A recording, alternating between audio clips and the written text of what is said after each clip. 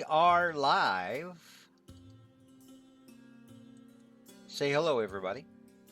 Hello, Hello, everybody. everybody. Howdy. Welcome to the show. So, Our award-eligible Dungeons and Dragons podcast. award eligible. All right. Eligible So, but not granted. tonight, I've been told it's Mike's turn for the recap. Is that correct? Yes. That would be correct, yes. All right, Mike. All right. Let's have it.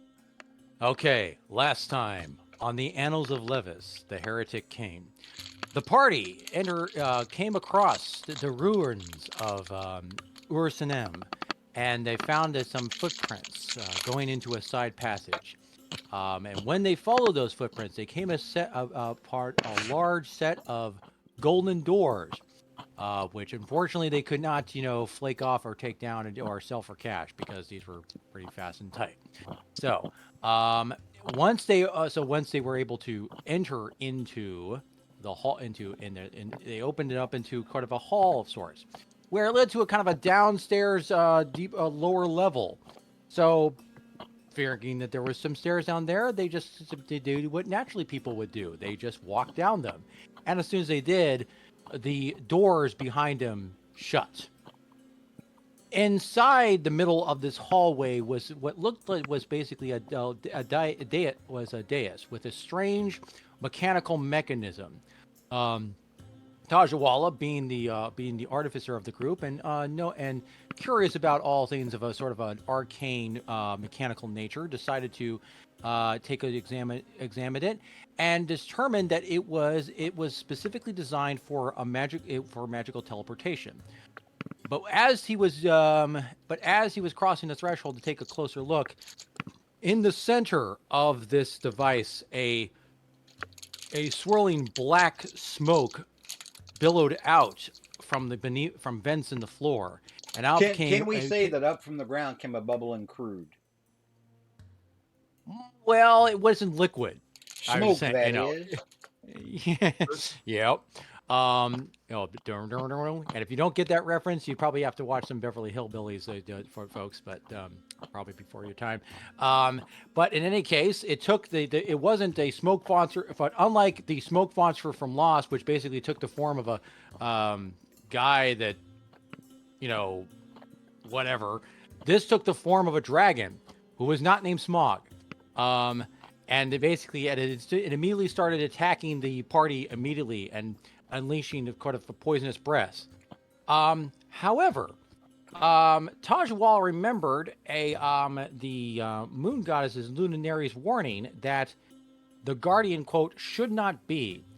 And that's when he realized, oh, this is an illusion. Just as, and so all we have to do is just essentially not think that it's real and it won't exist. Which in this case would be Pyre decided basically dispelling magic on it, and sure enough, the illusion evaporated. Once the party rested, we then all proceeded to use the magical teleportation device, and we are beamed to who knows where. But we will find out in just a moment. Some of you were probably pretty happy that Pyre got rid of that thing, because that thing had shellacked a few of you guys with its breath weapon. Mhm. I think Nair and I think Victor, and, yeah. Will Diggles all got firsthand all the squishy experience characters. with that. Yeah. And I'm pretty sure you were able to recharge it as well, so he was Mhm. ready to use it again. Yeah. It did a nice impression of a 3-hole punch if we had paper character sheets. Just put a nice hole in all 3 characters. It's Yep. like, 90 damage? It But was I good. reduced that damage by 2, so, It was a good big time. save there. All right. Is there anything that anybody wants to add before we move on? I'm going to take that as a no. And so here's where we were. Where you guys, where the portal was firing up and you guys were stepping through. Mm-hmm. Yeah. And as it's going on, remember I told you guys were going from it felt like you were being pulled from one place and kind of thrown to another. And then as you get to that other point, it starts to feel like you're being pulled towards it a little stronger. Mm-hmm. Mm-hmm. And in the meantime, in the interim, there's a blinding white light. But then suddenly that light shifts to a pale yellow color. Oh, good. No. Quick detour, guys. All right. Oh. And you guys. No, it's Will Diggle's home. I'm just Oh. kidding. So you Is come Will in. Diggles a weeaboo? Do what? Is Will Diggles a weeaboo? He is not a weird. Cultural appropriation. I'm trying to think. Let's see. Who's been over on the Western continent? Not me. No, not you. Probably. I don't know. Victor. Victor. I feel like you're probably from like España, right? Is that Yeah, where you said that's you were where from? he spent most of his time. Yeah. You like reading those Yamada graphic novels? Nair is from Kayexia, which is our world's version of South Korea. Will Diggles, you may have been over to the west a time or two. I tell you Isn't that what. where Brynjar started? Yeah, Yeah. yeah. That's why I said who besides Brynjar. Oh, okay. So Brynjar and Will Diggles, give me history checks with advantage.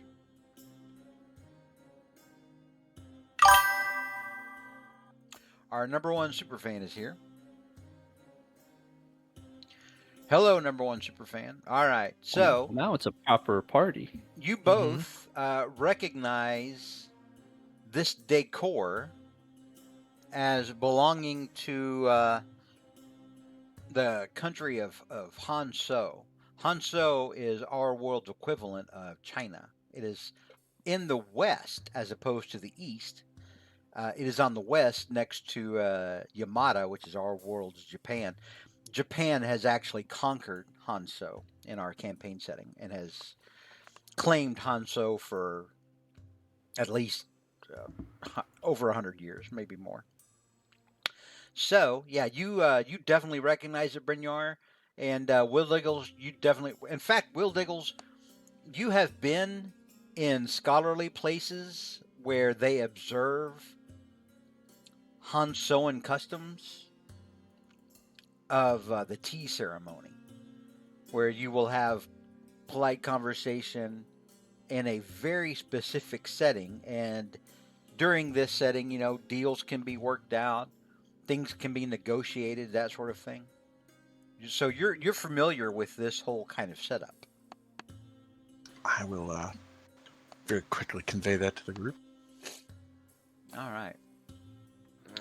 So we're in a shop? Are there any windows? There are windows, but if you look at them, you see on the behind your token here, see how they kind of are. Yes. You can see through them, but they're not like open air, to the outside. You could look through them though if you wanted to. I hope that wasn't the trap to evade us further. I'm gonna start looking for a door. You don't see any doors.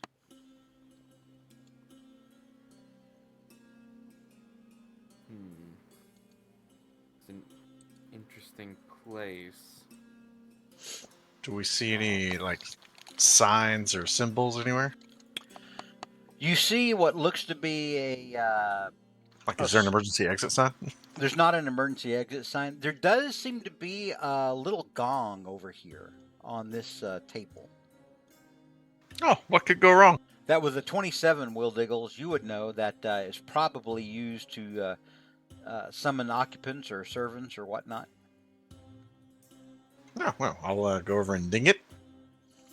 So Will Diggles goes over and rings the bell, or rings the gong, pardon me. And as soon as he does, there are 3 people two young women and an older, much older man. Well, hello, Song.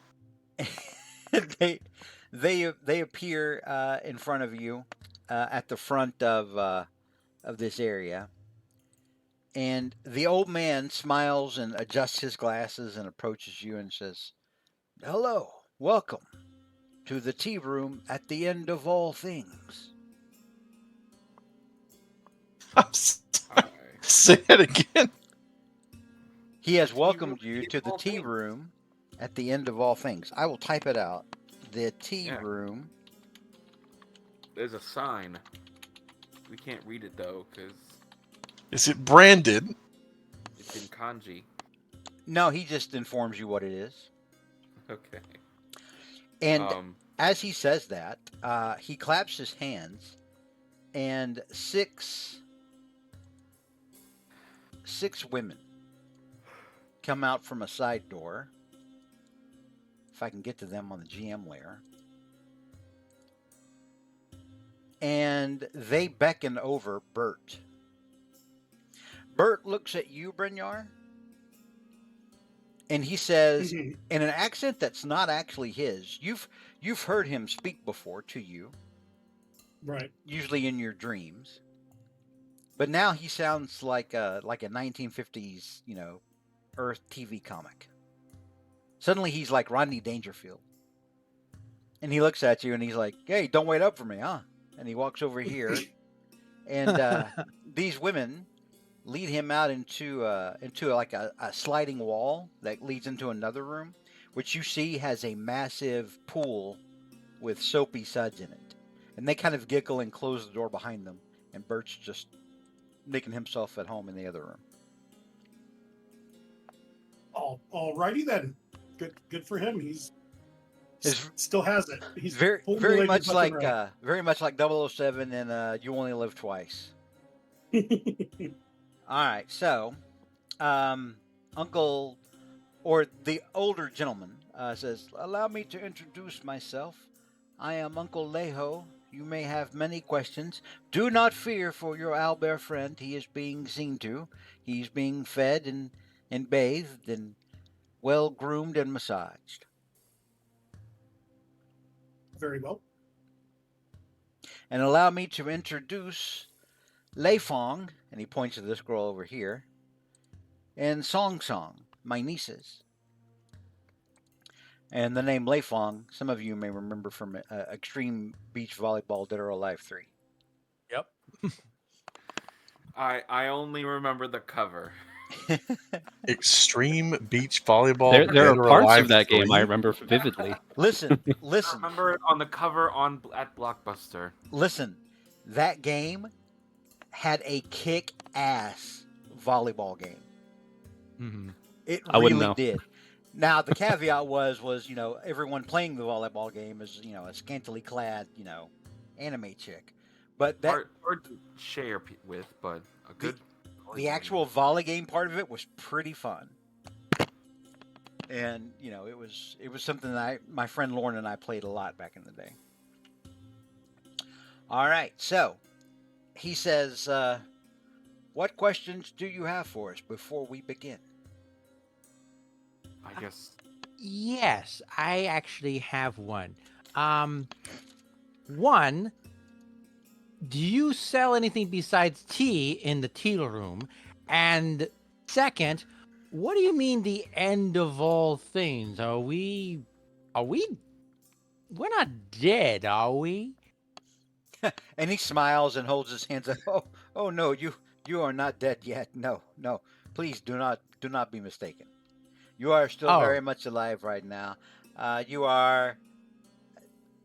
And he pauses for a moment. He almost says something, but then he thinks, no, that's not entirely accurate.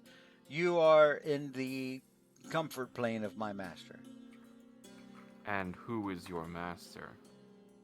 And he kind of lights up and he says, "The king in yellow." Oh, great. And as he says this, his nieces, Lei Fong and Song Song, kind of giggle, that anime giggle, with their mouths, with their hands up over their mouths. And he's That's like, funny. but but you must be tired from your previous encounter. No doubt you had to face the imagination creature. Yes. Quick question for the DM. When he mentions the king, when Leifon mentions the king in yellow, would Nair have ever heard of that name under a different context, given where he's from, and given who the Magiscarians kind of, No, venerate? because Johann hadn't even heard of it. Oh, okay, Because fair enough. Fair enough. remember, Okay. Johann thought he got all his power from The Dwemer Lord. the Dwemer Yeah. Lord, yeah. Yeah. Which the King in Yellow explained to him. That's not how that That's, actually that's works. not entirely accurate. Yep. Okay. All right. Um, Fair enough. Yeah. Just making sure.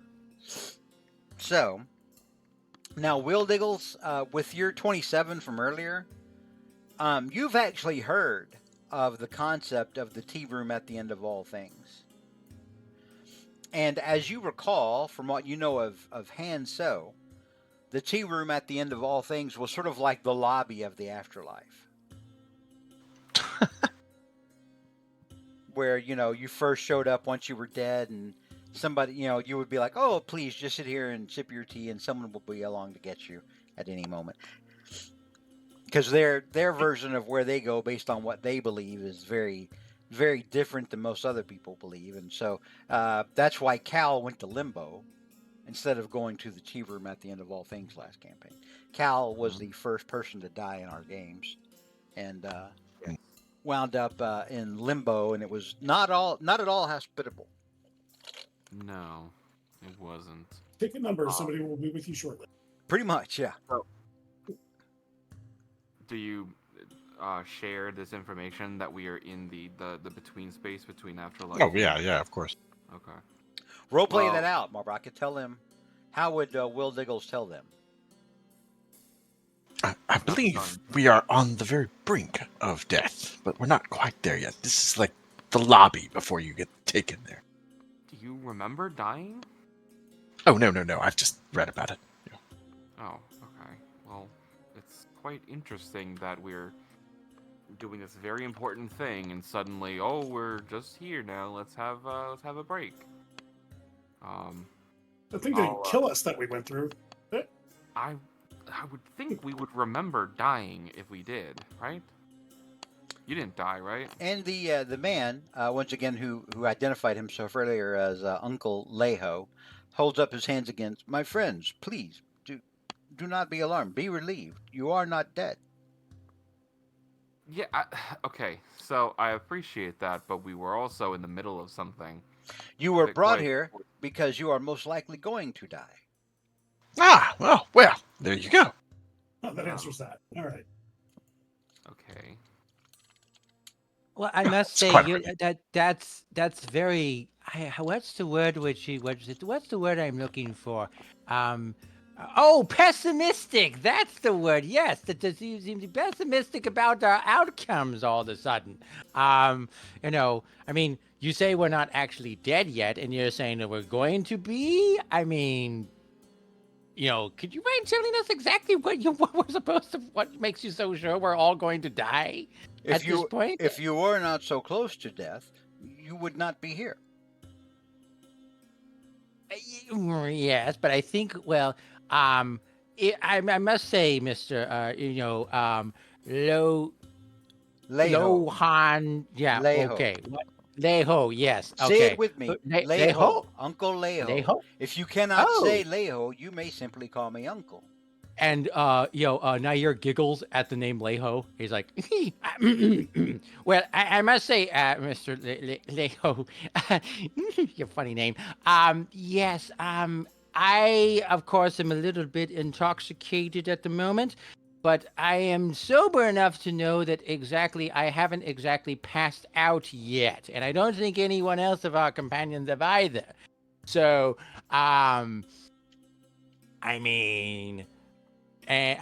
so if we are exactly what you're saying that we're supposed to be doing, I mean, then this wouldn't hurt. And he puts his hand opar or something over where that smoking brazier thing is. Like he's just hovering, like he puts his hand on top of, like, see if he can feel any warmth from it coming from it. Oh yeah, you take. In fact, it's white hot, and Yeah. Oh. Ooh. you take Ooh. 3 points of damage from it.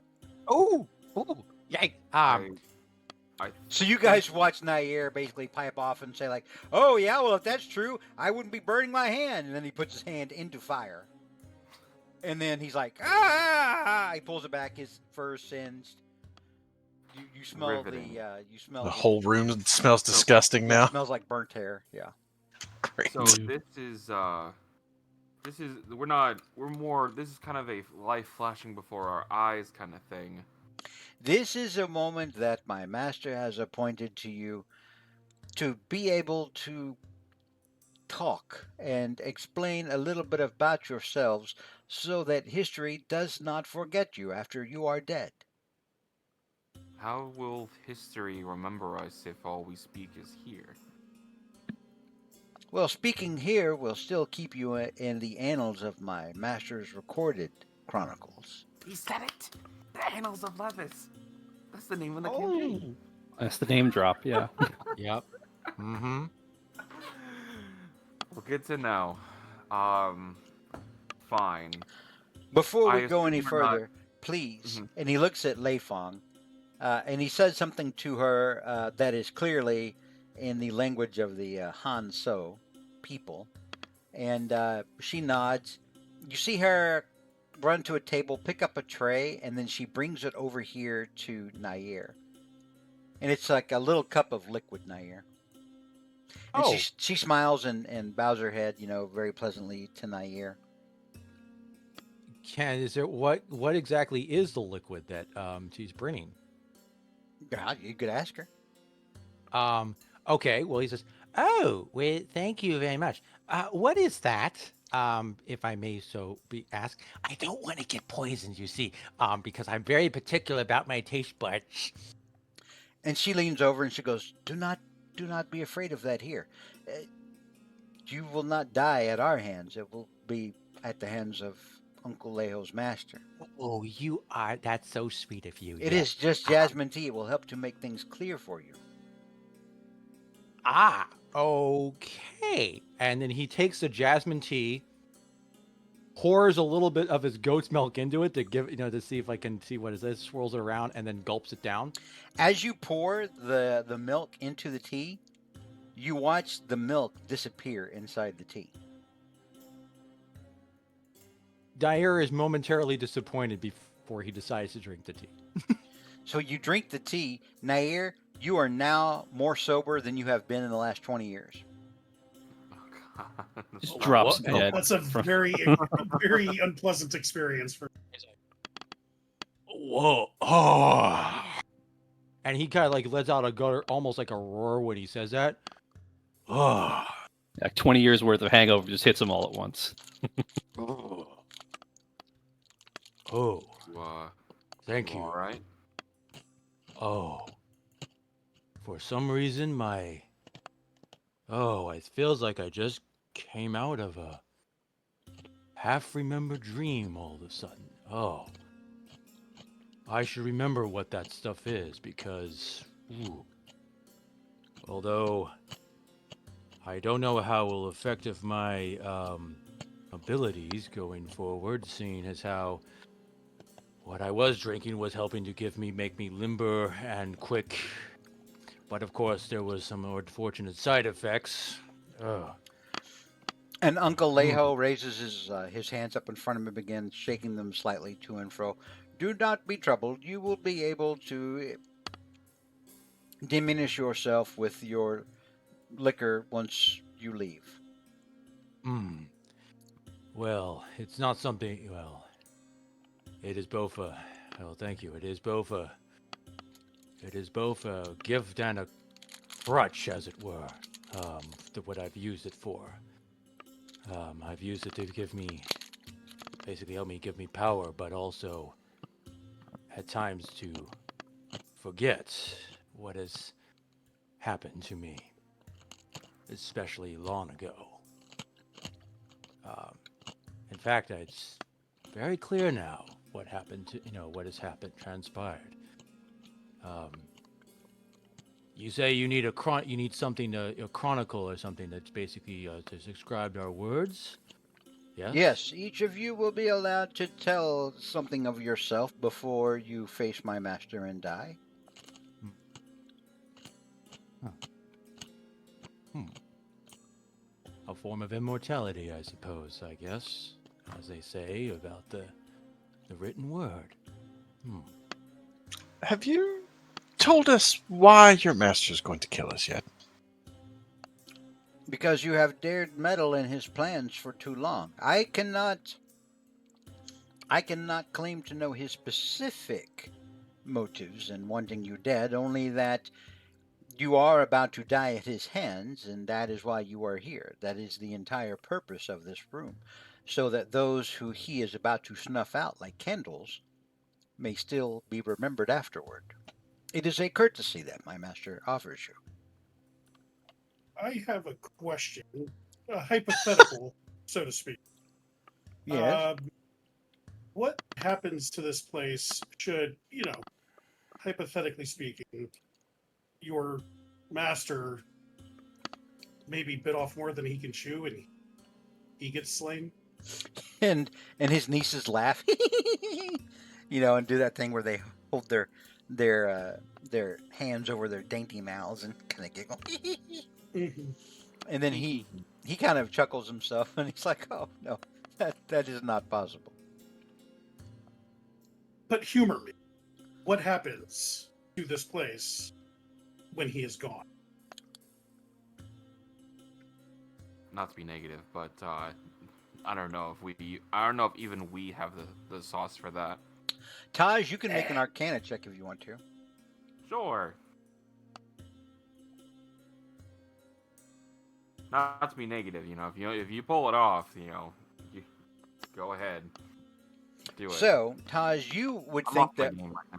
what they're referring to is the fact that when you face the King in Yellow as they're laying out for you, you will most likely be fighting him through some sort of empowered avatar. Yeah, yeah, no, So oh, I've, it would be the I'm, avatar that gets destroyed, not him. yeah, no, he's not risking his skin on this. And Uh, Leho kind of smiles and nods to you. He would not be thousands of years old were he to operate otherwise. Yes. mm, Fair enough. So, which so, of you wants to go first and have your story written down in my master's chronicle? And Nair kind of smiles and says, "You want a story? I can tell you a story or two. It's a story about a young, twin brother and sister who grew up in a kind of a caravan in a desert that was blighted in the middle of after a great arcane war. Everything was, but sure they were poor and didn't have much, but they had each other and they had family. And then one day, a group of raiders from a neighboring country called Magiskar came by and basically, you know, if they those who did not slay, they captured and took into slavery. So, while you're speaking, Nair, Lei Mm-hmm. Fong has suddenly begun strumming a string instrument that has appeared in her hands all of a sudden. And you Yep. see behind Uncle Lao is a massive book. And it Mhm. looks like this book is thousands of years old. It is opened up to the middle. And as you speak, you see your words being written down in the book by some sort of yellowish, pale yellowish magic that's making Yeah. the words appear on the paper. Okay. Well, Nair will continue. Says there was only one who managed to escape, or whether by luck or by fate, um, was managed to avoid capture. though he could not save his twin sister. But, and because of that, he vowed to get stronger and use what he had, the weapons that the only weapons he did had. And he shows his paws with his, and so that he would one day, and so one day he would train and get stronger, faster. And the way he would have to do that was essentially an old remedy that was passed down to people with calaxia. Was using, of course, sacred, milk from the sacred mountain goats. Kayexia. And yeah, from Kayexia. And yes, it did make him strong and made him fatter, but it also addled his senses. And so this young boy who eventually grew, wandered through the wastelands, searching and searching, stumbling across the way, eventually helping out various travelers. He even met with a group of adventurers one time, not so long ago, before he met with this colorful group. One by the name who called himself Honesty LaRue. Another one was basically another he came across was a person who said he was the brother of someone the name Gubrash. He called himself Gubrash Dorn, although he called himself Bubba. Said he had a sister named Vola. There was also another one who called herself Alice. She looked like an elf, kind of like maybe more kind of like white hair, purplish grayish tune. Really took an interest in Bubba, by the way. Before they went their separate way, before we all went our separate ways. But eventually I heard it. But eventually, this cub came across a person who called himself Worm Killer Dave, who said, "Hey, I ran into a group of adventurers that seemed to be in these parts." And so, figuring that was a lead, this cub came across this group in the hopes that they would maybe have some information about his sister. And it turns out that they did.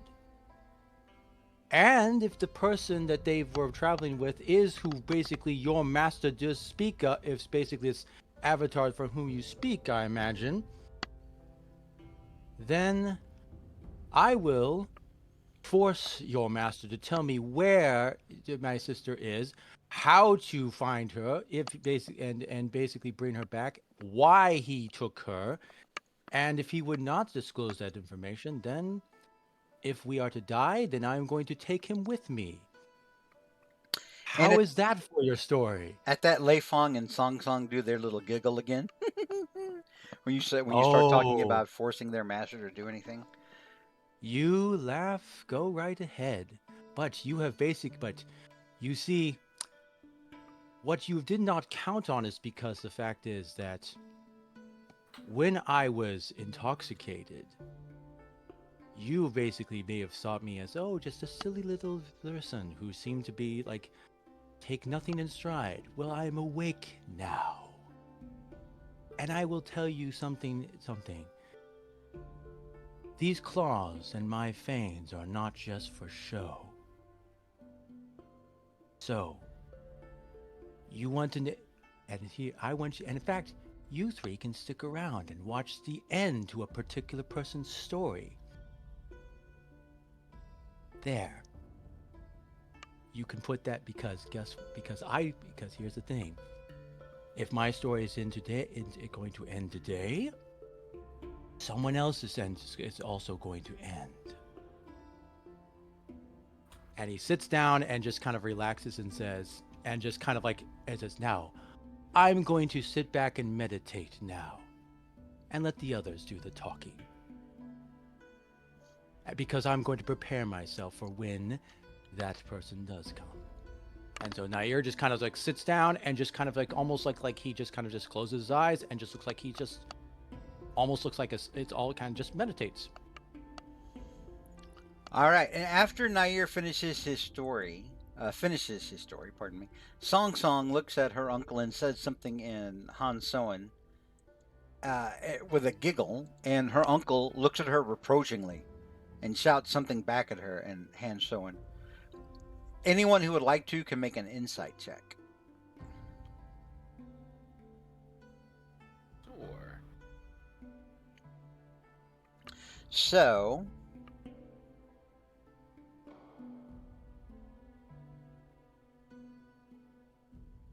all right.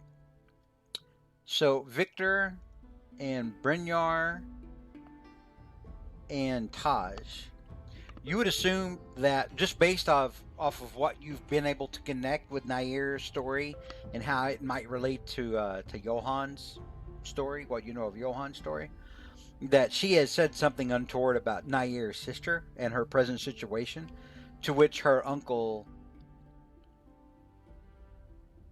took umbrage to, thinking that maybe he needed to show a little more respect. Hmm. Then Uncle Leho looks back out at the rest of you and says, "Who would like to be next to enter their story into my master's book, so that they may be remembered until the end of days?"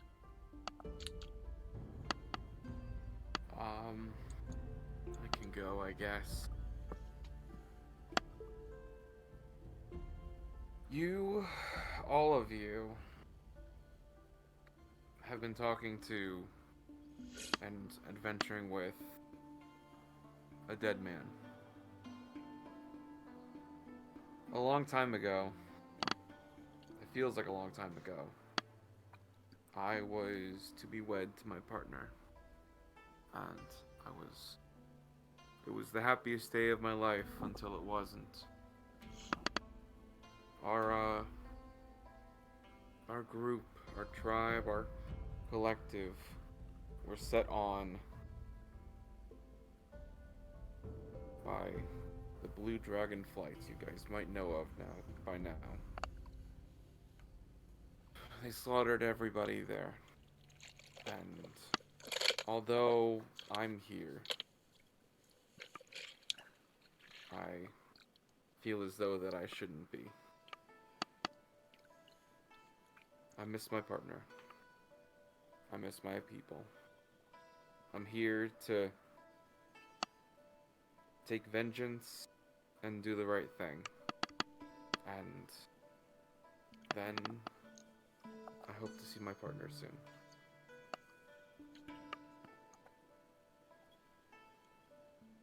Very well. If things go according to how the universe currently thinks they will, you will see them most likely sooner rather than later. And I hope that See brings that. you some measure of comfort. Hmm.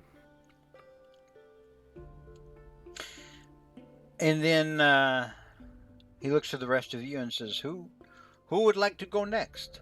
Who would like to be next to enter their story into my master's chronicle?"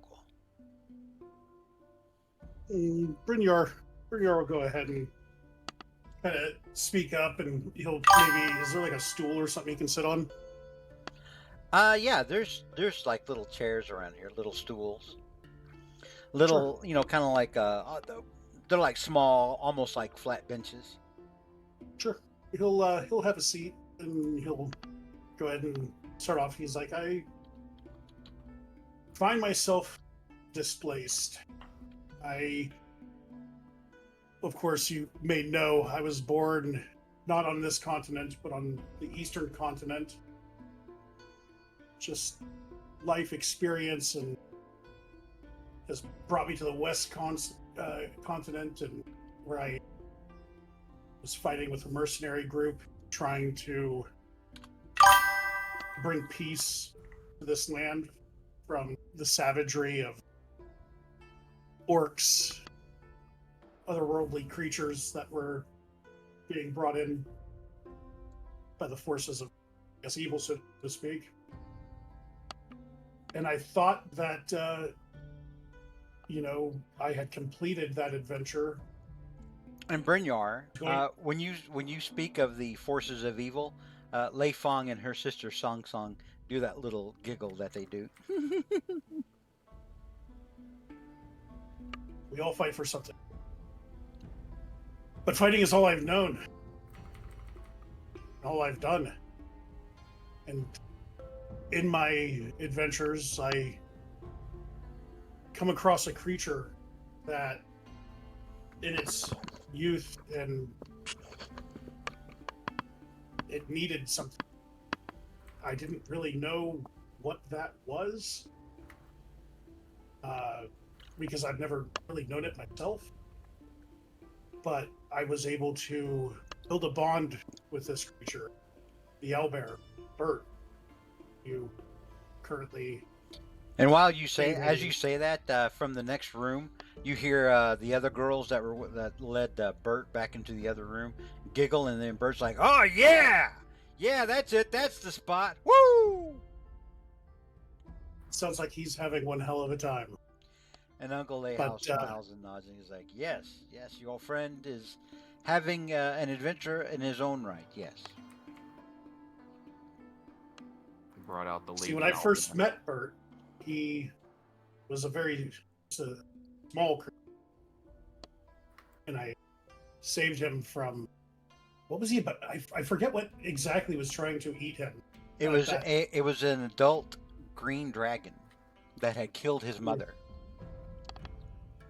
In fact, he was eating Bert's mother when you and the rest of your group in Campaign 2 found him. Right. And he was hiding He under a tree, terrified. When you guys decided to engage him, and then he breathed on y'all once, and immediately y'all were like, "Oh, we've made a huge mistake." But Oh, it died anyways, didn't it? Yep, it got its butt kicked. But anyways, saving Bert, it gave me a new purpose. And then I was whisked away to another land that I knew very little about, and given another purpose to fight and wage war for another cause that I may not have completely understood. And that brings me here to you today. And all this entire time, we've fought things that well, I guess you know about and could imagine, but at the time, all of these huge and deadly creatures that nobody should, stand a chance against. Yet we have survived every single time. Indeed, Uncle Leho says. And our next encounter, there's not going to be any difference there. We will overcome it. And he nods thoughtfully and rubs his chin, and he's like, "Yes, well, it makes me wonder, and probably my master wonder as well. All of you were not the original people that set out on this adventure. It makes one wonder why you would stick around when the stakes are not as high, perhaps, as they are for you as they were for the others." Built bonds with those people. They passed the torch on to us, and we want to make their sacrifices worth it, dying so for that they something. too are remembered. Dying for something is one of the best ways to show how important something is. My master will make sure that your sacrifice does not go unremembered as well. And he points back to the book that's been writing your story inside it. Who would like to be next to enter his story into my master's chronicle?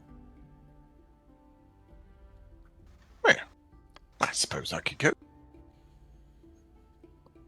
Yes, He, you who has lain with the desert giants.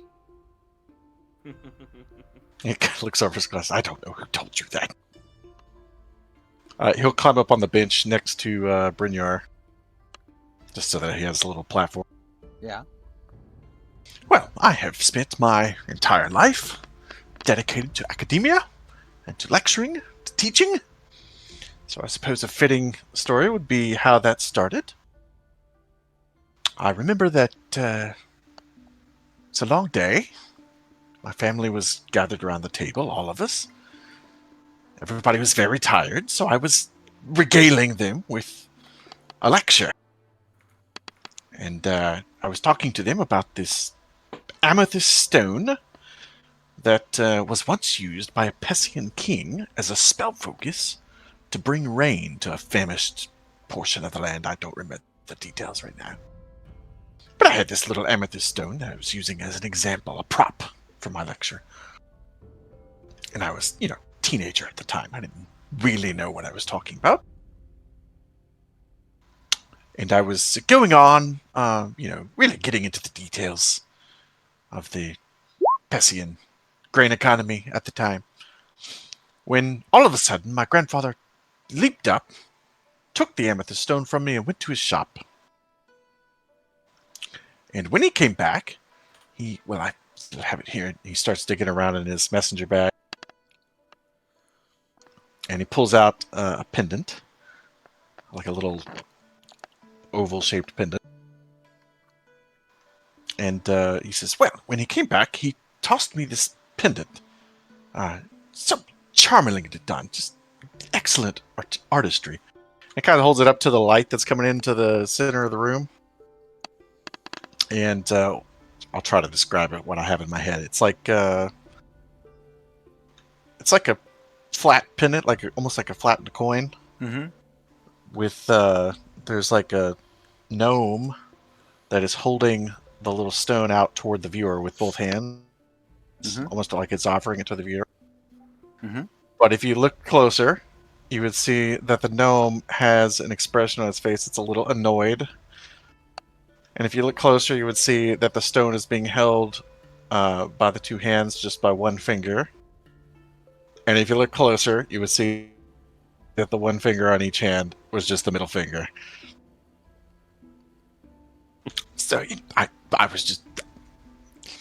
that my grandfather would be so moved by my lecture that he would put together this piece of art. You teach the Bible and shit. That he would be so moved by my lecture to work a piece of art to remember it by. I mean, it's not magical or anything. It's cheap. It's just an amethyst. Well, I decided right then and there that I should go to the academy, go to the university, learn to teach, and, changed my life. Yes, it has brought you here to the end of all things. Has it been a worthy journey for you? Well, I mean, it's not over yet. I mean, let's not get ahead of ourselves. This yellow king. Is it yellow the color of cowardice, by the way? I believe it is. Only amongst your kind, not amongst the masters of the stars, such as my master. No, get the master of the stars. Sure. And he turns to Pyre next. Pyre tells her story, and then he looks over. Do what? Taj wipes away a couple tears as she finishes. Can't believe Pyre killed all those people. Good God. Right? No wonder she's paying so much money to the church. She's paid for her forgiveness, and it seems Amara was doing it. So. And the lasciviousness. I was not expecting that, honestly. It was that's why she's now dedicated her life to becoming a cleric, so she could basically, she had a very rowdy upbringing, and then all of a sudden, had a conversion experience. There you go. It happens. Yep. So Uncle Lejo looks over at the last person who has not gone, which is Victor Cervantes. You, bird person. Me? Well, How would you like to be remembered in my master's chronicle? I prefer to write my own stories, to be honest. I've written them many times, the adventures of myself and the others I've been fortunate enough to know on my path.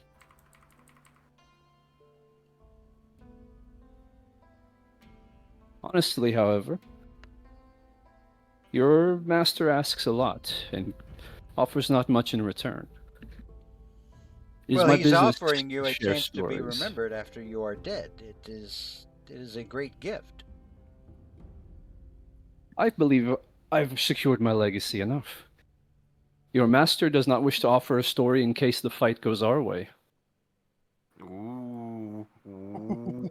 Oh shit! Oh. Very well. Do you wish to forego being remembered in the chronicle? My stories are my own. My magic, I burn them within me. It is a fire, a fuel, and I will expend them when and where I choose. My apologies, but I must respectfully decline. Yeah. And Lei Fong and Song Song both kind of frown in unison, and there's kind of a oh kind of a demeanor about them. But the book behind Uncle Leho closes and vanishes behind him in a puff of smoke. And he says, "Very well. You will be afforded the opportunity to rest here and to eat here to prepare for your upcoming doom." Well, we look forward to disappointing you. My master wishes you a good last rest. Tell him we said the same. And he nods and sort of smiles. And then he says something to his nieces in their language, and then his nieces kind of answer back questioningly. But then they kind of banter back and forth, and then finally it seems like the nieces understand what he's saying. And after that happens, they're gone. They just disappear. They're just not there anymore. Well, I would like to thank all 5 of you for sharing those stories. Not just with the King in Yellow, but I was happy to hear them as well. I like And that. if it's just for you, perhaps, I wouldn't mind sharing a story if you care to hear it. I would love to hear that. And then Bert walks out from that slide door, where that he's kind of opened with his claw, and he's kind of drenching. He's like, "What the hell? Everybody just disappeared. What's going on?" The face turn. And he kind of walks over here to the other side of the room and shakes the water off of his feathers and fur, and says, "No, that was awful. One minute I'm the happiest owlbear like probably anywhere, and the next minute that boom, just nothing. Nah." And he's looking at you, Brynjar, with legitimate questions. Glad you enjoyed yourself. However, Oh Probably yeah, no, short, it was yeah. great until it was over. Hey, Yeah, that's on the usually how upswing. life works. This way I ain't got a tip, right? Yeah. Yeah. Is this our bird? Our bird? Give me an This is how he Arcana talks, check. is it? Give me an Arcana check. I'll make an Arcana check. Or it's been possessed by the spirit of someone from a Right. very different genre. 24. With a 24, Taj, based on everything you've seen here and what you know of how the King in Yellow operates, this is probably not actually Bert. And suddenly, you're kind of, or not realizing, but you're aware of the fact that neither one of your constructs are here either. Yeah, I know. You would think this They're is not alive. You would kind of think this is some kind of ethereal manifestation of Bert that the King in Yellow may believe is some sort of equivalent. Who knew that the King in Some Yellow sort of thinks joke? that Bert is a... What's the Las Vegas in Simmerland again? In South Simmerland? Limetown. Oh, Limetown. Yeah. Limetown. A Limetown, regular.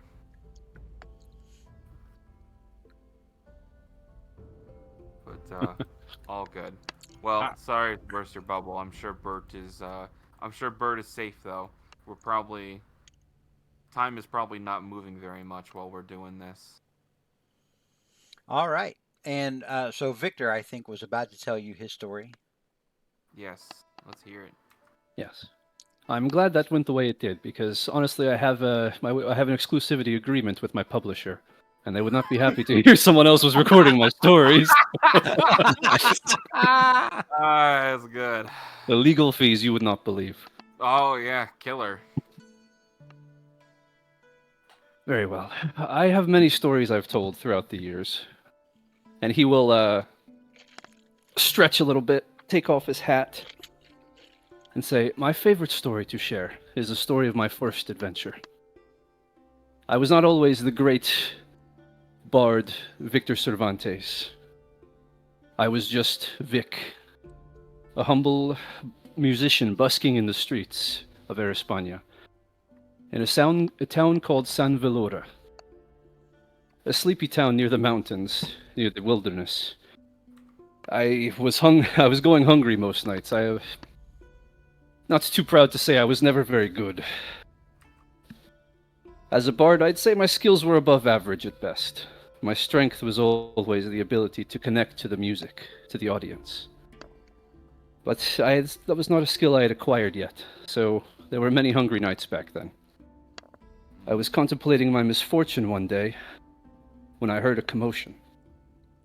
You see, in this sleepy town, it did have a dark chapter in its history. There was a gallows tree just outside of town. Many evil men had been hung, and one innocent one.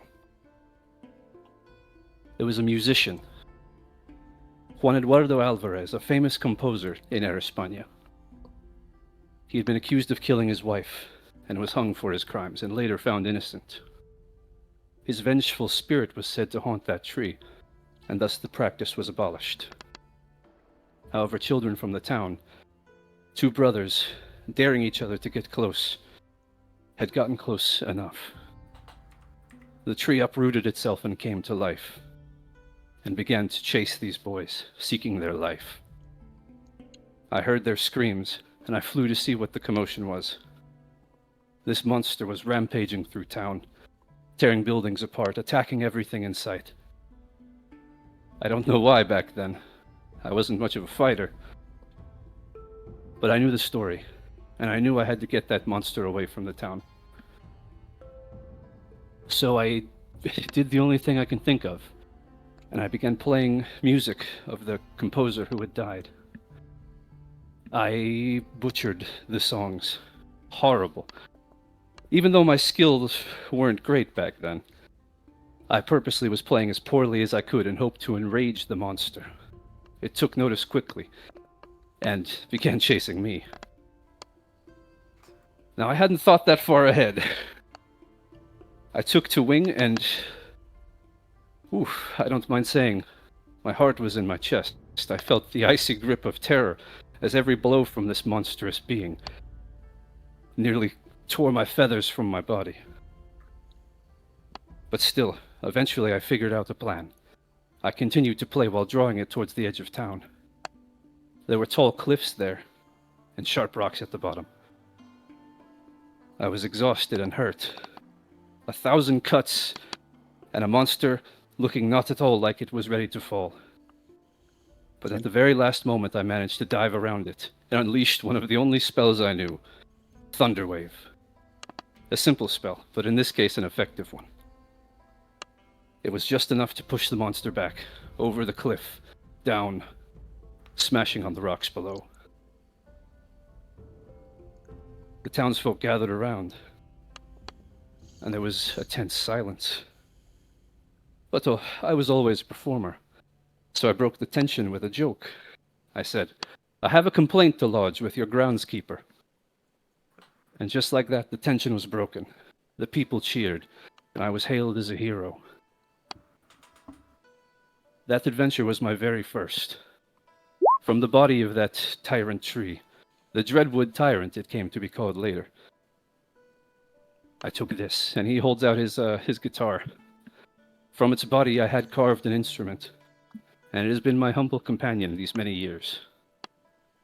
That is the first adventure of the man who would one day become the Victor Cervantes.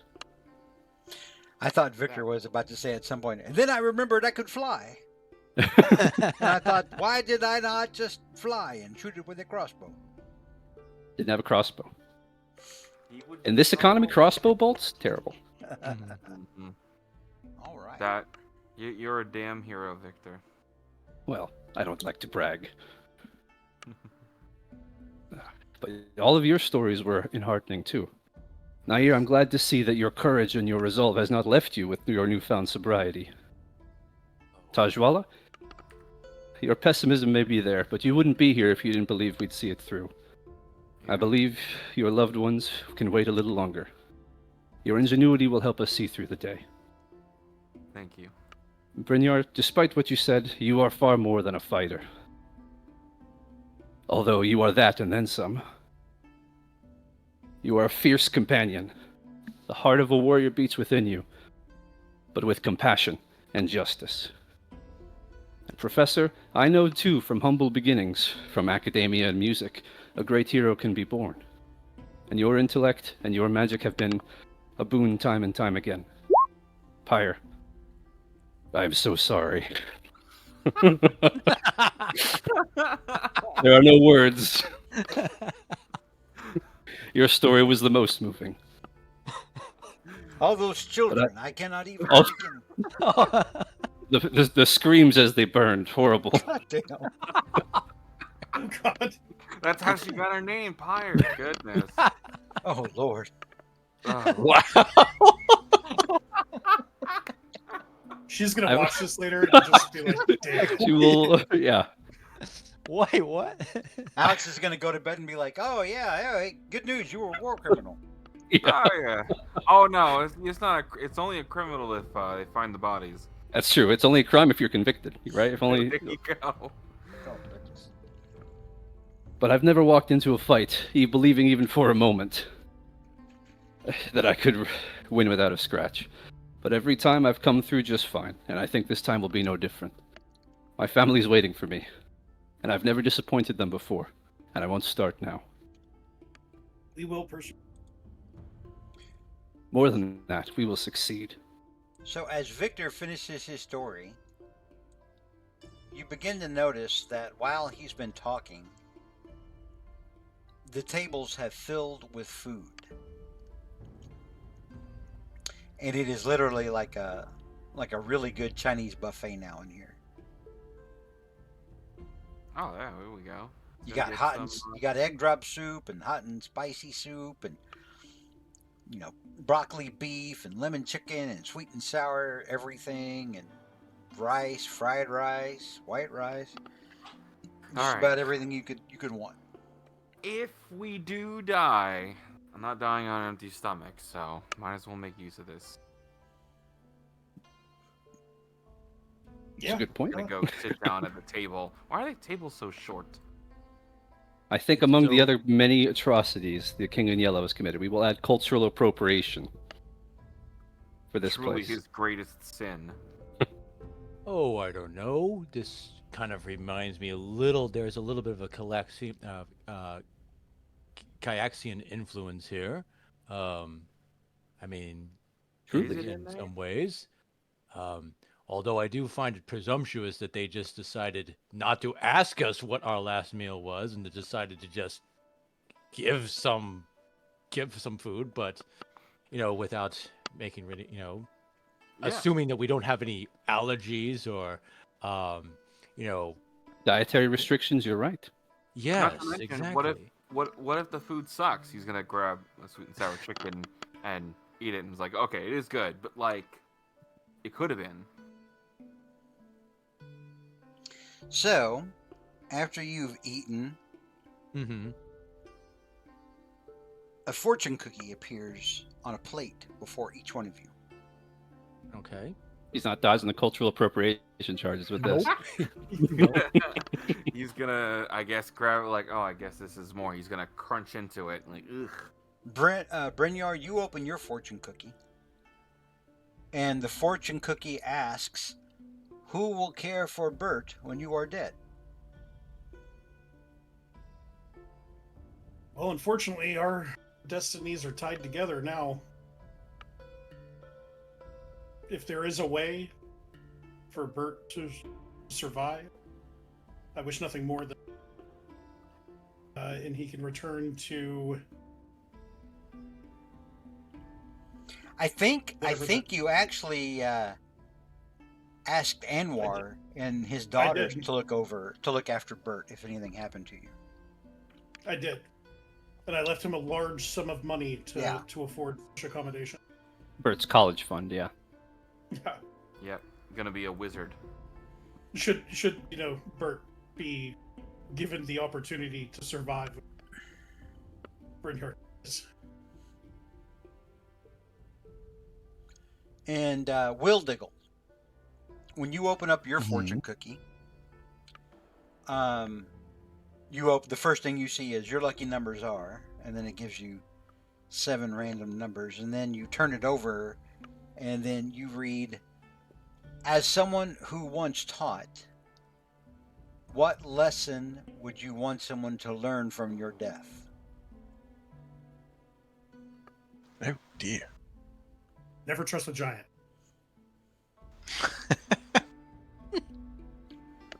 Well, Never stay the night. very As thought giant provoking. I suppose. They don't make that great of pillows. I don't know how to express that. It's You just would too think- much you movement. would think- Every breathing, Is it hot? Oh, it's heavy. Like, yeah, I guess it that's gets a thing. sweaty. It's like sleeping on a hot water bed. And if they've been in the sun, you've got the peeling. Like, it's not that great. Oh my goodness, Oh God. It does sound kind of gross. that does sound kind of gross. Hire opens up her really- fortune cookie, mentions something about genocide. Nothing new here. Victor, you open up your fortune cookie, and it asks, how long will it take for your wife to move on when you do not return home? Oh shit. Dane. Oof. No, she will definitely come after him, dead or alive. She's not letting him off the hook that easy. Mm-hmm. Taj, you open up your fortune cookie, and your fortune cookie asks what you think will be the first thing that your dead boyfriend says to you when you see him in the afterlife. By the way, do you remember his name? Because you gave him a name at some point, and I wrote it down. I did give him a name at some point. If I hunt through my bio, I'll probably find him. His name is Drakkar Noir. Drakkar Noir. Yes, Actually, let me just see if it's obviously in my bio. I have it if you want it. Assad. Yep. All right. Yeah, that's what I have. Assad probably would be like, "Why'd you do all that for me?" The killing of the blue dragons and everything like that. And I don't know. I had to just deal with his feelings one way or another. There's He'll, one. He'll toss the cookie to the side and says, "That all right? They weren't good on that one though. That didn't taste good." There's but one fortune cookie left. And Nair, Yes. as you open your fortune cookie and read the fortune, it says simply, "Good luck finding your whore sister." Wow. My sister's a hoe. Wow. Damn. Man. What Nair will do with the fortune, and he has a curious thought to how this may work. He turns it over, and from his knapsack, he takes out what looks like a calligraphy pen and a bottle of ink, and he writes on it, and it says like, and basically says, and it says, let's see. She would not have been one if it weren't for you. There you go. And then holds it up and just basically just says, and just kind of like leaves it there for, basically essentially says, hold it up and basically just, and then he also adds on there, he does. For a moment he thinks and then says, you don't just fight me. He says, you don't fight just me. You fight all of Calaxia, and then basically does kind of like, and then basically puts it in like a candle and burns it. There you go. Victor, getting a glimpse at it, will say, "You would think a god would be more forward-thinking, not very sex-positive. Mm-hmm. Very regressive. Well. Sex work is legitimate work. It is. Some cultures demonize it, but many cultures demonize it, but it is a part of life. It is to Your be sister- celebrated." Your sister should be happy. Nair. Yeah. We should And Nair's celebrate like- your sister's effort. Nair's Well- like looking at Victor and just like, That's not the time. you are perhaps one of the most eloquent people I've ever met, but just be careful what you say next, or else this King in Yellow won't be the only one plucking your feathers out. Fair enough. I forget this with your newfound sobriety. This is a very personal matter for you. Oh, My no, comments were I'm- meant in general, as a society that is not as evolved as I think it should be. Well, think of this Right. this way. I mean, I am in a state, I am right now in a state of, I'm still in a state of tranquility. But what you could call a tranquil fury, as it were. In the interest of not having it directed at me, I will say, I am sure your sister will be happy to be reunited with you, regardless of her I am- opinion on her current work. I am lost in meditative rage. Yes, exactly. All Or, right. as Bruce Banner would say, I'm always, that's my secret, Bruce. That is my secret. I'm always angry. So, we're going to end here for tonight. Right. Now, the important thing to know is that you all level up to 20 after tonight. Ooh, wow. That's quick. I want you to enjoy the last fight and be able to, enjoy your new level 20 abilities, express your glands as players, etc. While we still can. This is Unless gonna you be- multi-class. We ain't gonna play D&D for a while. We got Star Wars, and then I don't know what's Mhm. after that.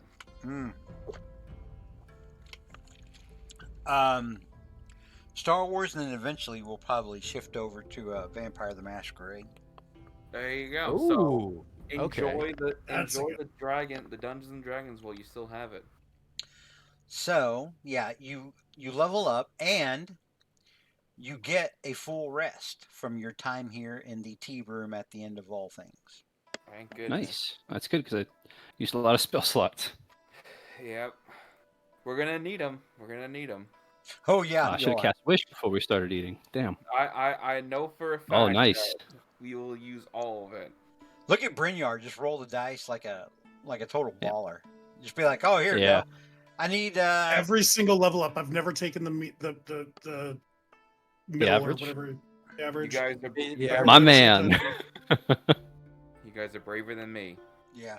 That is a man of conviction right there. Mm-hmm. See. And I'm up to That is a guy worth 230 remembering. HP. Let's see. 7, 4, it's 11, 2. Yeah, our first campaign, I did that level 2 through 20. I rolled for every single level. And I think at the very end, I was just like a few points shy of average. Damn lunatic. I'm forest. kind of curious where I'm at. You can calculate it. I'm not a smart man. It's you just take the average and then do So that the for average 18 levels. So the average plus your constitution modifier. So for you, your average, hang on here, let's Like for a D10, it's like 6, right? I think so. So for you it'd be, well, I don't know if it's 6 or 8 for fighter. Let me look. What It can't be 8. Yeah, that seems like too much. It seems I think it's overpowered. 7 if you have a D12 if you're a barbarian, so it's got to be 6. Let's see. Yeah, it is. It's 6 plus your con mod per level. So whatever 6 plus your con mod is, multiply that times 20. Times 19 because you get full health at level 1. Oh yeah, that's true. Alright, God. So what's your con? I'll calculate it. My constitution is 20, so plus 5. So 11. So 11 times 19, Alright. 209 plus 15. If you took the average, you would have 224 health. See, I have 230. There you go. You see, you beat the odds. I beat the odds. My man. Mad All right. respect. Does anybody have any questions? I think I'm good. All right, God so damn, remember, Levis. we're not meeting next week because Mhm. of Marbach's schedule. Okay. So our next game will be September 29th. Okay. And on Let's September do it. 29th, that will be the start of your final encounter of this campaign. And it will probably go at least 2 sessions. Knowing you guys, it'll probably go at least 2 sessions. And then we will have a wrap up session for those of you who are still alive Okay. afterward. And And then I can that'll be it. do Huh? I can do an ability score improvement or a feat. You just take tough, more health. Yeah, you should take tough. It's like you got 20 levels, so that's an It would be extra 20 extra health. Yeah. It's 40 extra health because of Oh tough. shit, that's even better. Yeah, So- because it's I forgot it's 2 per level, not 1 per level. Yeah. Yeah, it's good to So take. that puts you almost at 300. Yeah. That'd be pretty good. Very, very good. I don't know if anything else would be as good at this level. Yeah, I just don't need another ability score improvement. That 40 might give you one more hit. Like, so it might matter. Sounds like a plan to me. Yeah, that may be resilience for saving throws, which will probably be forthcoming. Oh yeah. Actually, no, you already took it, didn't you? Gonna be a whole Yeah, lot for of saving wisdom. throws. Well, Yeah, you I'm can't gonna take it again hop then. out. I'll talk to you guys later. We'll see you in 2 weeks for the Oh finale. yeah. 2 weeks. See you. Nice. I am also Alright, gonna go ahead and bounce because I need to get to bed, and Okay. because I have to get up early for work. So good night to everybody Good night. who is gonna watch this later on YouTube, and good night to you guys. We'll see y'all in 2 weeks. Good All right. night. See you guys. Night, See everybody. ya. Night.